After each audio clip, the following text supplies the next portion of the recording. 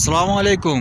কেমন আছেন সবাই? আশা করি ভালো আছেন। আমাদের দেশে যে গণভোট, জাতীয় নির্বাচনের পাশাপাশি যে গণভোটটা, আমাদের দেশে অধিকাংশ মানুষ গণভোট কীভাবে দিতে হবে, কী জিনিস সেটা জানে না।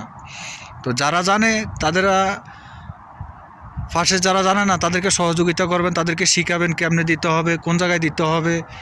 কারণ না দিলে আপনারা এই যে এত শহীদ হলো, এত মানুষ আহত হলো, কেউ চোখ হারালো, কেউ পাও হারাইলো, দেশে বিদেশে সর্ব জায়গায় মানুষে চেষ্টা করছে।